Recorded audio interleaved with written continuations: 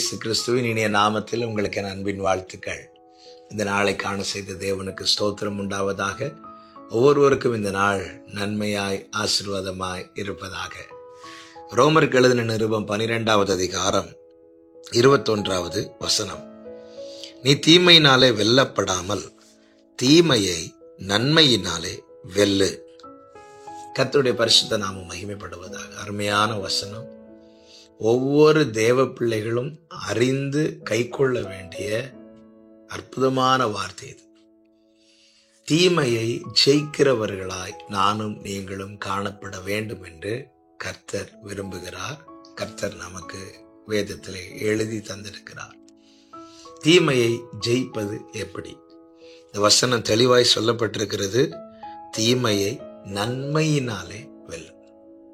அதற்கு முந்தின வசனத்தில் சொல்லப்பட்டிருக்கிறது, அன்றியும் உன் சத்துரு பசியாயிருந்தால் அவனுக்கு போஜனம் கொடு, அவன் தாகமாயிருந்தால் அவனுக்கு பானம் கொடு. நீ இப்படி செய்வதினால் அக்கினி தழலை அவன் தலையின் மேல் குவிப்பாய். தீமைக்கு தீமை செய்வோமானால் பகை இன்னும் வளர்ந்து கொண்டுதான் இருக்கும். ஒருத்தங்க நமக்கு தீங்கு செய்யும் போது அது நிமித்தம் நாம் பாதிக்கப்படுகிறோம். நாம் பாதிக்கப்படும் போது நம்முடைய பலவீனமான மாம்சத்திலே மாம்ச கிரியைகள் வெளிப்படுவது இயல்பு. ஆனால் தீமைக்கு தீமை நாம் செய்து கொண்டிருப்போமானால் பகை வளர்ந்து கொண்டிருக்கும், பழிவாங்கும் உணர்வு இருந்து கொண்டே இருக்கும். இது நம்மோடு முடியுமா என்று கேட்டால் நிச்சயமா கிடையாது. இது அடுத்த தலைமுறைக்கும் தொடரும் என்பது உண்மை. தேவனை அறிந்த தேவ பிள்ளைகள் நாம தீமைக்கு தீமை செய்தால் தீமையினால் நாம் வெல்லப்படுகிறோம் என்று இந்த வசனம் சொல்லுகிறது. சீகேம் என்பவன் தீனாளுக்கு செய்த செயலை மனதில் வைத்து சிமியோனும் லேவியும் அவனோடு பட்சமாய் பேசுகிறார்கள். அவர்கள் மனதில் ஒன்று மட்டும் இருக்கிறது, பழி வாங்க வேண்டும். அதே போல் அவர்கள் என்ன செய்தார்கள் என்றால், ஒரு குறித்த நாளிலே போய் சீகேம் செய்த செயலின் நிமித்தம் அந்த பட்டணம் முழுவதையும் பழி வாங்கினார்கள். எல்லாரையும் கொன்று போட்டார்கள். இதை அறிந்த யாக்கோபு, அதாவது சிமியோன் லேவியுடைய தகப்பன், என்ன சொன்னார் தெரியுமா? ஆதியாகமம் 34வது அதிகாரம் 30வது வசனத்துல, நீங்கள் என்னுடைய வாசனையை கெடுத்து போட்டீர்கள் என்று, என்னை கலங்க பண்ணினீர்கள், என் வாசனையை கெடுத்து போட்டீர்கள். பிரியமான கர்த்தருடைய பிள்ளைகளே, நாம் தன்னிச்சையாக செயல்படும் போது அல்லது நம்முடைய விருப்பத்தின்படி, எனக்கு இப்படி பண்ணிட்டாங்க அதனால நான் அவர்களுக்கு இதை செய்தே ஆக வேண்டும் என்று சொல்லி நாம் ஒரு காரியத்தை செய்யும் போது அது நிமித்தம் துக்கப்படுவது யார் தெரியுமா? நம்முடைய தகப்பன். கர்த்தர் நமக்கு தந்த போதனை என்ன? ஆமென். தீமை செய்தவர்களுக்கு நன்மை செய்யுங்கள், உன் சத்துருக்களை சிநேகியுங்கள், உங்களை பகைக்கிறவர்களுக்கு நன்மை செய்யுங்கள்.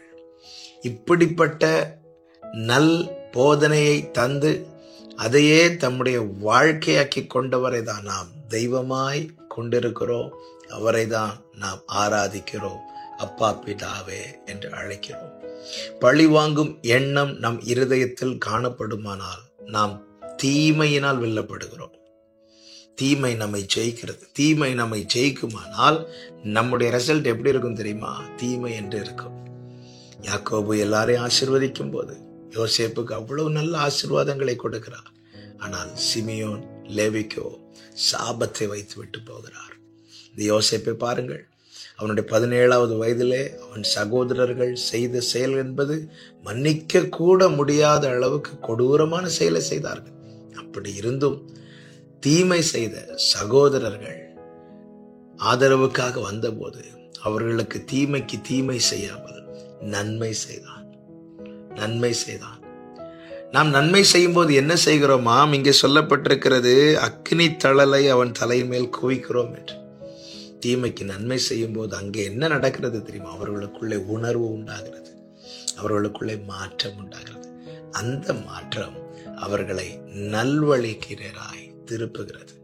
அதுதான் ஒருவனுடைய வழிகள் கர்த்தருக்கு பிரியமாயிருந்தால் அவன் சத்துருக்களும் அவனோடு கூட சமாதானமாகும்படி செய்வார் என்று வேதம் சொல்லுகிறது. தீமையை ஜெயிக்க நன்மை செய்யுங்கள், நன்மையே செய்யுங்கள். கர்த்தர் உங்களை ஆசீர்வதிப்பாராக. நல்ல தகப்பனே, நன்றி செலுத்துகிறோம்.